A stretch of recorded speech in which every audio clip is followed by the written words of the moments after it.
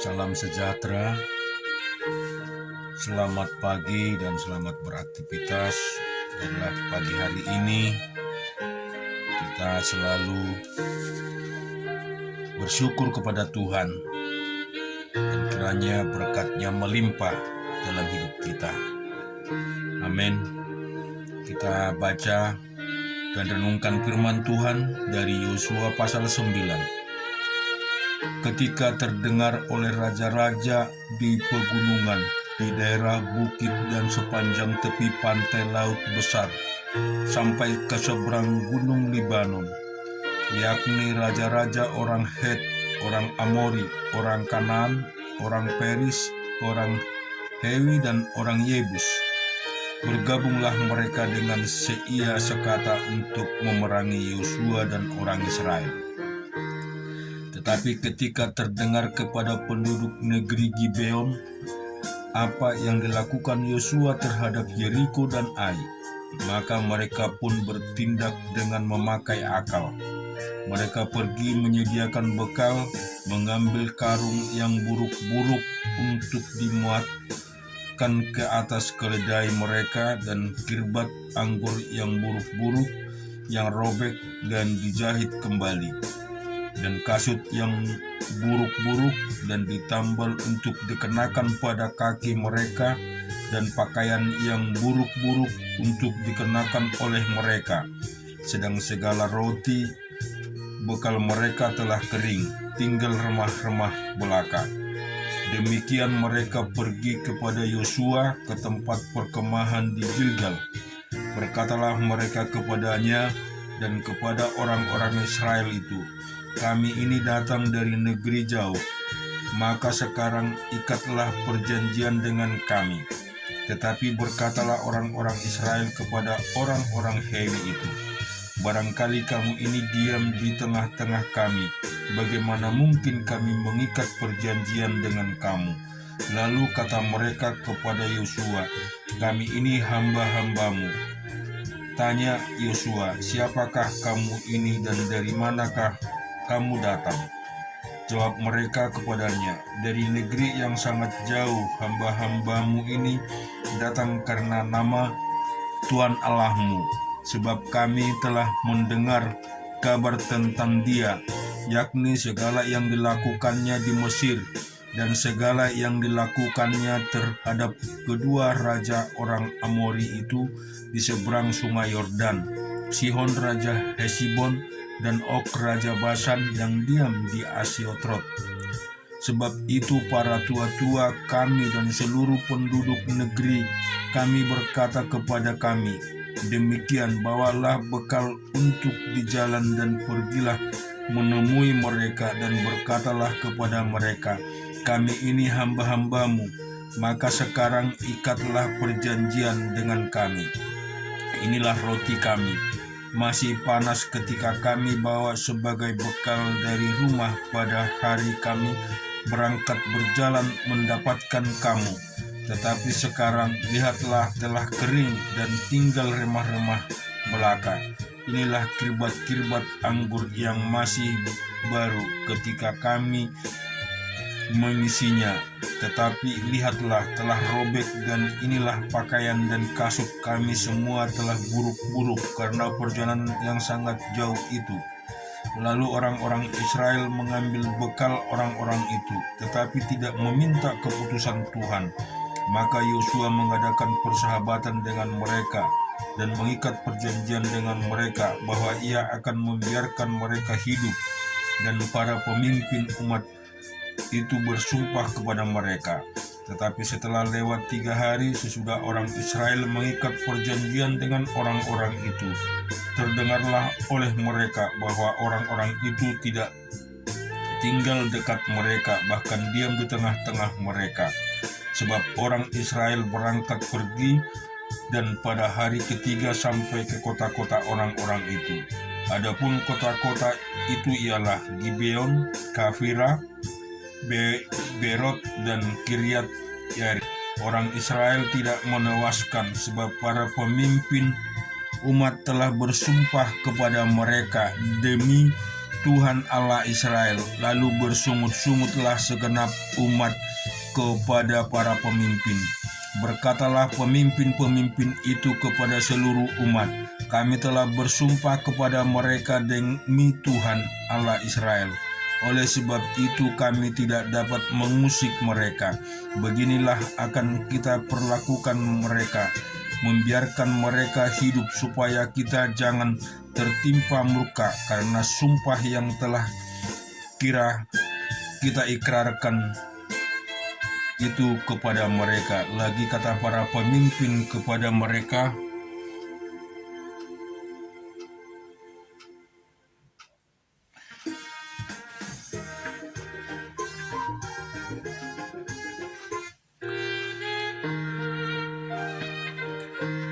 beginilah akan kita perlakukan mereka, membiarkan mereka hidup supaya kita jangan tertimpa murka karena sumpah yang telah kita ikrarkan ini kepada mereka. Lagi kata para pemimpin kepada mereka, biarlah mereka hidup. Maka mereka pun dijadikan tukang belah kayu dan tukang timba air untuk segenap umat, seperti yang ditetapkan oleh para pemimpin mengenai mereka. Lalu Yosua memanggil mereka dan berkata kepada mereka demikian, mengapa kamu menipu kami dengan berkata kami ini tinggal sangat jauh daripada kamu, padahal kamu diam di tengah-tengah kami? Oleh sebab itu terkutuklah kamu dan tak putus-putusnya kamu menjadi hamba tukang belah kayu dan tukang timba air untuk rumah Allahku. Jawab mereka kepada Yosua, katanya, sebab telah dikabarkan dengan sungguh-sungguh kepada hamba-hambamu ini, bahwa Tuhan Allahmu memerintahkan kepada Musa, hambanya, memberikan seluruh negeri ini kepadamu dan memunahkan seluruh penduduk negeri itu dari depan kamu. Maka sangatlah kami takut kehilangan nyawa menghadapi kamu. Itulah sebabnya kami melakukan yang demikian. Maka sekarang kami ini dalam tanganmu, perlakukanlah kami seperti yang kau pandang baik dan benar untuk dilakukan kepada kami. Demikianlah dilakukan kepada mereka, dilepaskanlah mereka dari tangan orang-orang Israel, sehingga mereka tidak dibunuh. Dan pada waktu itu Yosua menjadikan mereka tukang belah kayu dan tukang timba air untuk umat itu dan untuk mezbah Tuhan sampai sekarang di tempat yang akan dipilihnya. Di dalam Mazmur 97, Tuhan adalah Raja, biarlah bumi bersorak-sorai, biarlah banyak pulau bersukacita. Awan dan kelemahan dan sekeliling dia, keadilan dan hukum adalah tumpuan tahtanya. Api menjalar di hadapannya dan menghanguskan para lawannya sekeliling. Kilat-kilatnya memerangi dunia, bumi melihatnya dan gemetar. Gunung-gunung luluh seperti lilin di hadapan Tuhan seluruh bumi. Langit memberitakan keadilannya dan segala bangsa melihat kemuliaannya. Semua orang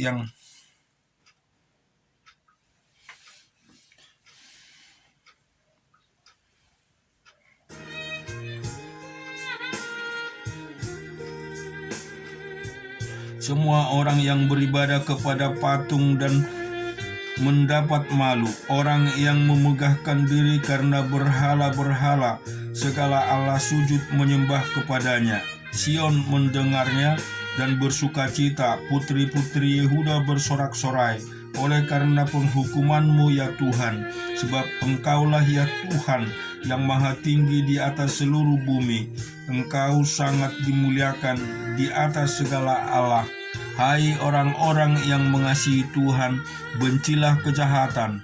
Dia yang memelihara nyawa orang-orang yang dikasihinya akan melepaskan mereka dari tangan orang-orang fasik. Terang sudah terbit bagi orang benar dan sukacita bagi orang-orang yang tulus hati. Bersukacitalah karena Tuhan, hai orang-orang benar, dan nyanyikanlah syukur bagi namanya yang kudus. Di dalam Amsal 28, orang fasik lari walaupun tidak ada yang mengejarnya, tetapi orang benar merasa aman seperti singa muda. Karena pemberontakan negeri banyaklah penguasa-penguasanya, tetapi karena orang yang berpengertian dan berpengetahuan tetaplah dihukum. Orang miskin yang menindas orang-orang yang lemah adalah seperti hujan deras, tetapi tidak memberi makan. Orang yang mengabaikan hukum memuji orang fasik, tetapi orang yang berpegang pada hukum menentangnya. Orang yang jahat tidak mengerti keadilan, tetapi orang yang mencari Tuhan mengerti segala sesuatu. Lebih baik orang miskin yang bersih kelakuannya daripada orang yang berliku-liku jalannya, sekalipun ia kaya. Orang yang memelihara hukum adalah anak yang berpengertian, tetapi orang yang bergaul dengan berlahap mempermalukan ayahnya. Orang yang memperbanyak hartanya dengan riba dan bunga uang mengumpulkan itu untuk orang-orang yang mempunyai belas kasihan kepada orang-orang lemah. Siapa memalingkan telinganya untuk tidak mendengarkan hukum, juga doanya adalah kekejian. Siapa menyesatkan orang jujur ke jalan yang jahat akan jatuh ke dalam lubangnya sendiri. Tetapi orang-orang yang tak bercela akan mewarisi kebahagiaan. Orang kaya menganggap dirinya bijak, tetapi orang miskin yang berpengertian mengenal dia. Jika orang benar menang, banyaklah pujian orang, tetapi jika orang fasik mendapat kekuasaan, orang menyembunyikan diri. Siapa menyembunyikan pelanggarannya tidak akan beruntung, tetapi siapa mengakuinya dan meninggalkannya akan disayangi. Berbahagialah orang yang senantiasa takut akan Tuhan, tetapi orang yang mengeraskan hatinya akan jatuh ke dalam malapetaka. Seperti singa yang meraung untuk beruang dan yang menyerbu, demikianlah orang fasik yang memerintah rakyat yang lemah. Seorang pemimpin yang tidak mempunyai pengertian keras menindasnya, tetapi orang yang membenci laba yang tidak halal memperpanjang umurnya. Orang yang menanggung darah orang lain akan lari sampai ke liang kubur. Janganlah engkau menahannya. Siapa berlaku tidak bercela akan diselamatkan, tetapi siapa berliku-liku jalannya akan jatuh ke dalam lubang. Siapakah mengerjakan tanahnya akan kenyang dengan makanan, tetapi siapa mengejar barang yang sia-sia akan kenyang dengan kemiskinan. Orang yang dapat dipercaya mendapat banyak berkat, tetapi orang yang ingin cepat menjadi kaya tidak akan luput dari hukuman. Memandang bulu tidaklah baik, tetapi untuk sekarat roti orang berbuat pelanggaran. Orang yang kikir tergesa-gesa mengejar harta dan tidak mengetahui bahwa ia akan mengalaminya kekurangan. Siapa menegur orang akan kemudian lebih disayanginya daripada orang yang menjilat. Siapa merampasi ayah dan ibunya akan menyangka bahwa itu bukan suatu pelanggaran. Ia sendiri adalah kawan si perusak. Orang yang loba menimbulkan pertengkaran, tetapi siapa percaya kepada Tuhan diberi kelimpahan. Siapa percaya kepada hatinya sendiri adalah orang bebal, tetapi siapa berlaku dengan bijak akan selamat. Siapa memberi kepada orang miskin tak akan berkekurangan, tetapi orang yang menutup matanya akan sangat dikutuki. Jika orang fasik mendapat kekuasaan, orang menyembunyikan diri, tetapi jika mereka binasa, bertambahlah jumlah orang benar. Syukur. Kita akan melihat di dalam Lukas pasal 24. Dan pada hari Sabat mereka beristirahat menurut hukum Taurat, tetapi pagi-pagi benar pada hari pertama minggu itu, mereka pergi ke kubur membawa rempah-rempah yang telah disediakan mereka. Mereka mendapati batu sudah terguling dari kubur itu.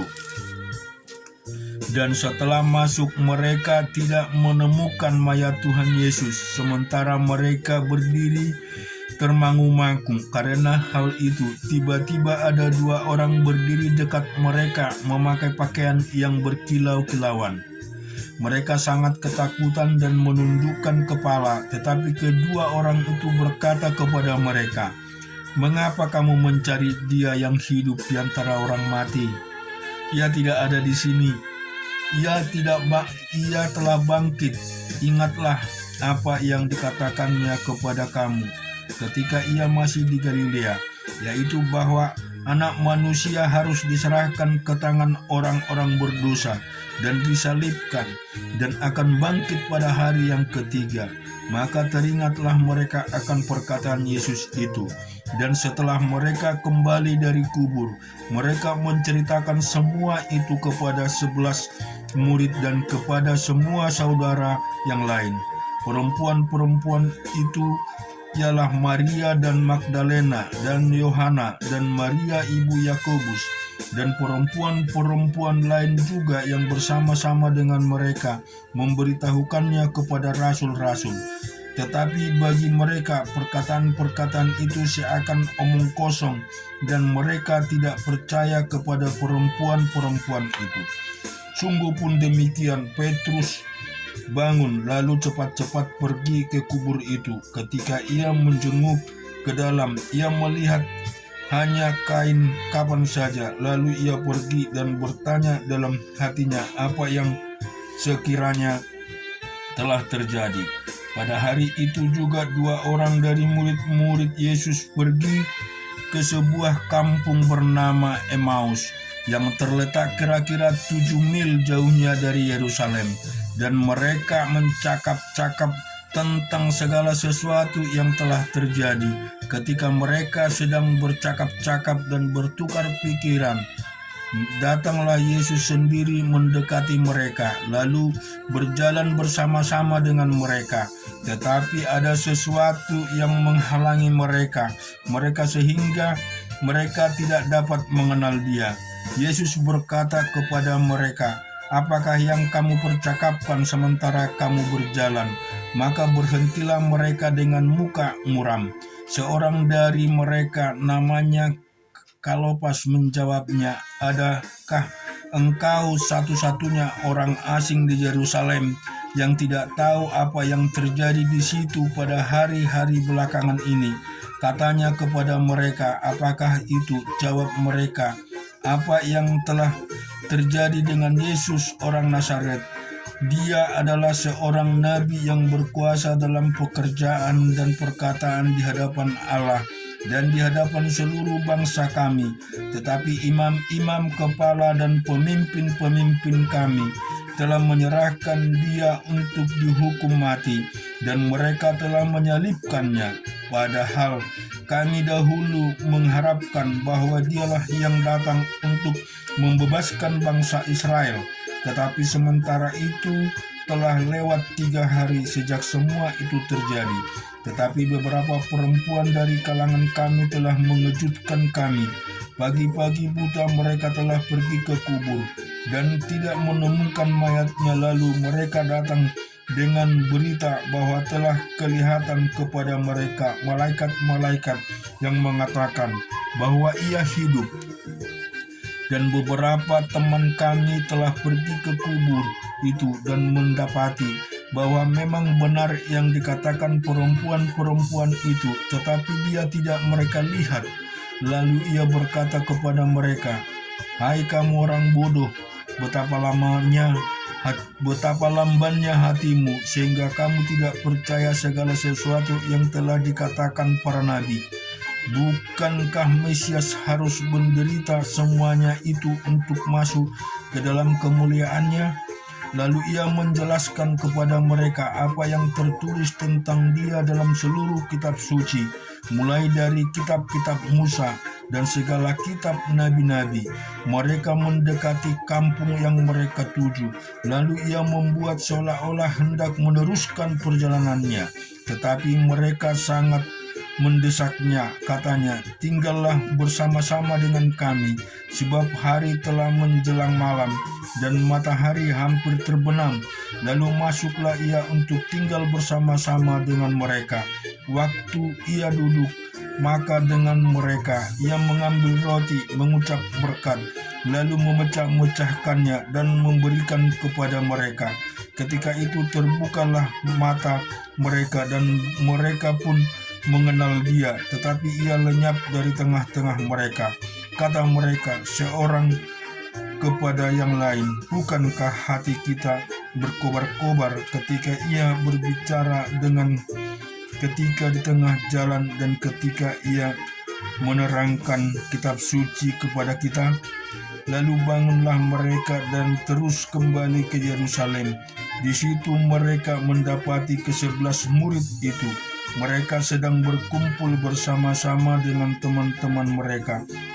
Kata mereka itu, "Sesungguhnya Tuhan telah bangkit dan telah menempatkan diri kepada Simon." Lalu kedua orang itu pun menceritakan apa yang terjadi di tengah jalan dan bagaimana mereka mengenal dia pada waktu ia memecah-mecahkan roti. Dan sementara mereka bercakap-cakap tentang hal-hal itu, Yesus tiba-tiba berdiri di tengah-tengah mereka dan berkata kepada mereka, "Damai sejahtera bagi kamu."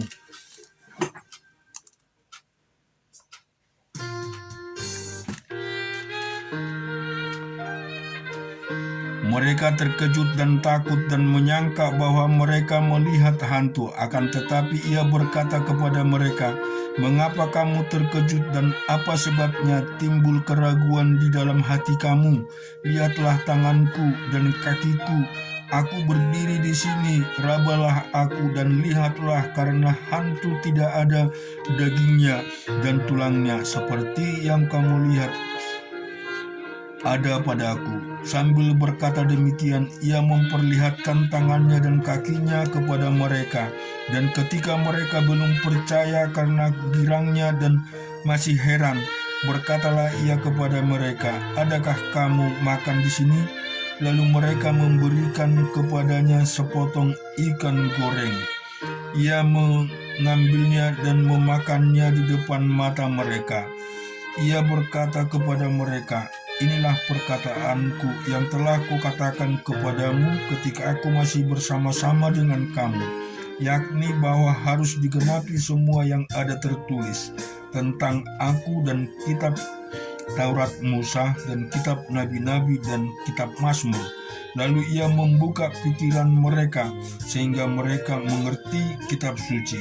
Katanya kepada mereka, "Ada tertulis demikian, Mesias harus menderita dan bangkit dari antara orang mati pada hari yang ketiga, dan lagi dalam namanya berita tentang pertobatan dan pengampunan dosa harus disampaikan kepada segala bangsa, mulai dari Yerusalem.